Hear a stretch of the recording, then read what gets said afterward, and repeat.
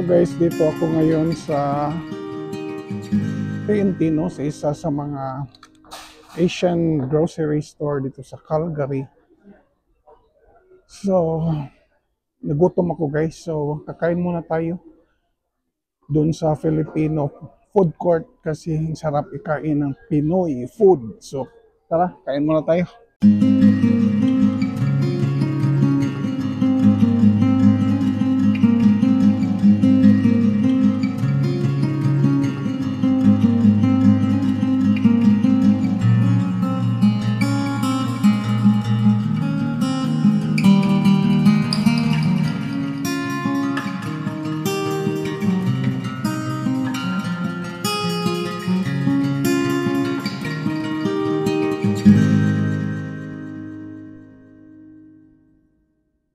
Ito yung isang beef steak.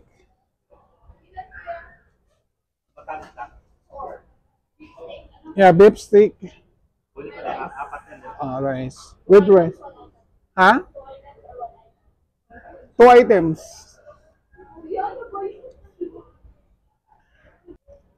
Beef steak at saka ano pa bang masarap dyan?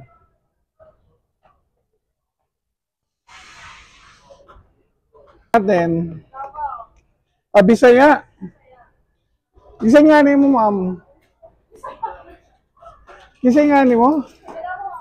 Ha? Cebu. Taga Cebu. Hello guys, so kakain muna tayo kasi gutom na, no? Dito ako sa TNT. So ang in-order ko ngayon is beef steak at saka tocino. Kasi mayroon na naman akong kainan mamaya during the practice of the Filipino Seniors Club na sinuportahan ko. May practice mamaya. So habang wala pa kasi mayroon pa tayong 2 hours, kain muna tayo guys. Okay?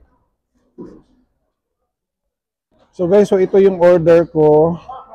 Beef steak at saka yung tocino at saka ginger ale. Kasi may kainan mamaya.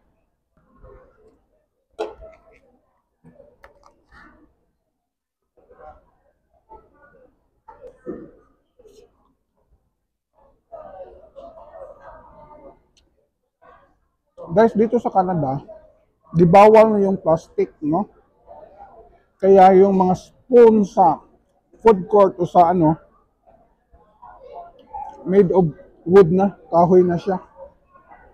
Dili nakakakita ron og plastic.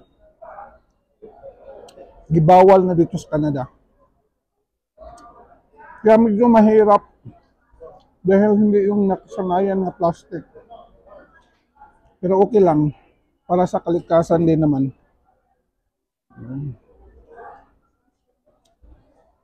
Alam niyo guys na itong TNT, nung bago pa kami dito, no?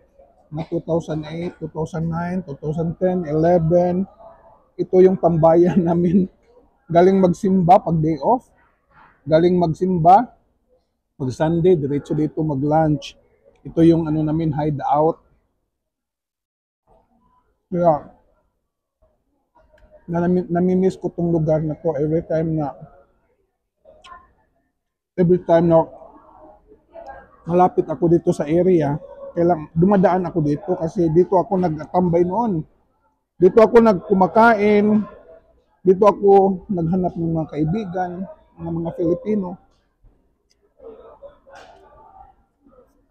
Kasi maraming Filipino dito.